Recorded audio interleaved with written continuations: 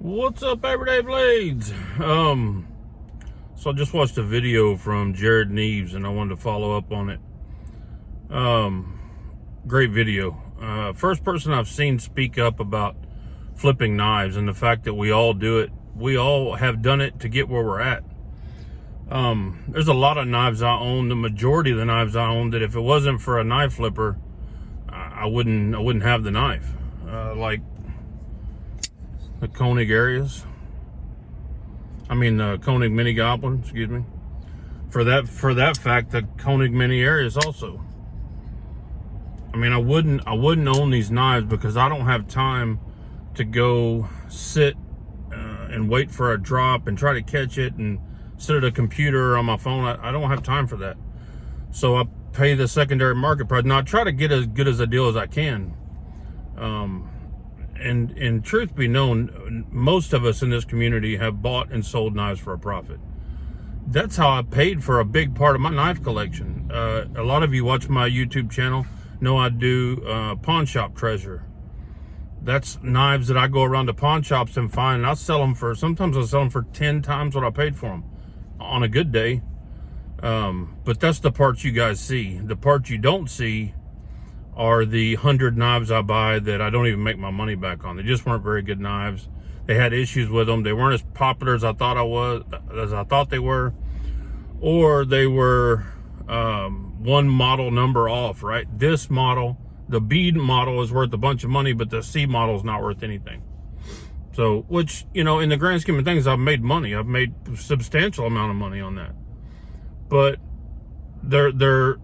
you have to figure in gas driving around the hundreds of pawn shops I go to that I don't find anything, which is most of them. Also, I think the stick in the side is the drops, right? The guys that are just sitting there waiting on drops. Whether you like that or not, it's going to happen. This is America. People are going to make money where there's money to be made. I don't see a solution to that. I don't think there is one. There are knives like the Benchmade Anthem I saw this morning, valued at $800+. I just bought one in a gun shop not too long ago for $400, new. One of the last ones left after they quit selling them.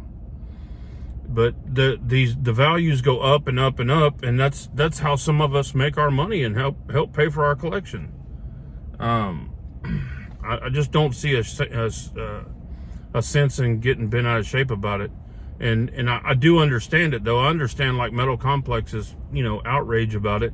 They feel like, well, I could have got that knife if you didn't get it. Well, the fact is you didn't. They took their time and their effort to join every one of the lotteries and make sure they didn't miss one and got in there. So it's just the luck of the draw. That's the way it is. This is part of collecting. Everybody wants that rare knife that nobody has, and to get that knife it's a hunt. That's part of the fun.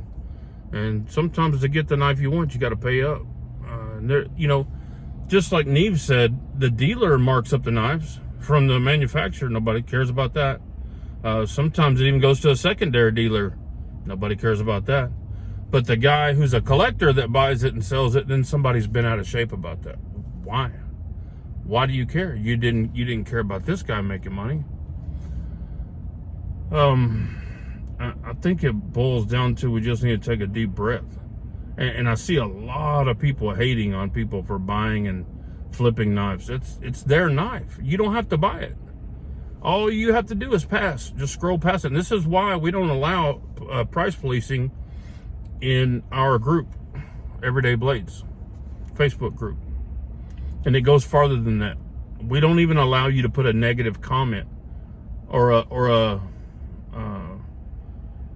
an emoji on there that's like making fun of them. They're laughing at their price. We don't allow it. When you go to sell something, how would you feel if someone was on the comments, oh man, you're ripping everybody off. That knife's not worth that. You should let them buy that price. That knife's over here for this price. Most of these guys are not in here trying to rip people off. How do you know he didn't pay that or more for that knife on the secondary? If you don't like the price, keep scrolling. It's easy. It's no problem. I know people get passionate and everybody wants these certain knives, like the Roosevelt. That problem's never going to be solved. They're not going to build a multi-billion-dollar facility and start cranking out 1,000 Rosies a day. Oz Roosevelts. It's not going to happen. If they did, they wouldn't be the same. They wouldn't be the awesome knife that it is. That market will always be there. And a matter of fact, it may even go higher with inflation. So, fact is, we just need to lighten up. If you don't like the price of something, don't buy it. Now, I don't like it as much as the next guy. If a person sits there and, on a drop and is hitting the button and refreshing, or they have their wife on there, but there's no fix to that. There's no point in getting mad about that because there's no fix to it. And to assign that anger to someone else who's selling a knife that you think is overpriced in a group is not fair, because he may have paid that price or more. You don't know. So the negative comments just don't help. This is supposed to be fun. This is a fun community with a lot of good people in here. A lot of passionate people. So anyway, that's just my 2 cents about it. You shouldn't worry about how anybody makes their money. I see overpriced knives in the group all the time, and if they're overpriced, nobody buys them. It has to be a really in-demand knife for someone to pay substantially over retail. They're not going to buy it. I see knives sit there all the time, and I see guys say, "Oh man, nobody's buying knives right now. Nobody will buy my knife." And I just sold 9 knives. 9. Saturday. And I've seen guys in the group say, "Man, nobody's buying." I look at their knives and they're 10% under retail, and they're available. You can buy them new for 10% more. Well, nobody's going to buy the knife from you when they can buy it new for 10% more. They don't have no risk when they buy it new. It's going to have to be a discount. I discount my knives. I take a loss on quite a few knives. That's the way it is. There's only a handful of them that increase in value, and that's just because of demand. Whether they've been discontinued, whether they've been they were just a really popular knife and they're making small batches, that problem's not going to be fixed. It can't be fixed, because if they did start making more, the quality would go down. So, not going to be fixed. The Oz Roosevelt, I predict that knife will be scarce even 10 years from now. It's the best knife I've ever had, hands down. But there's a lot that I have that are really close, really close.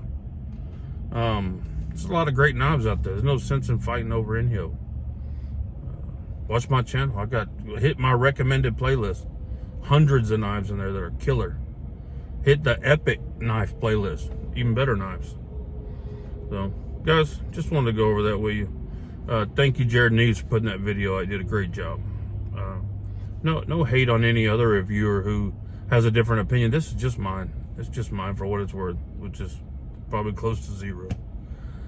Guys, please subscribe if you're not subscribed. Please hit the like button. God bless you and your families. Say a prayer for our country. Good night.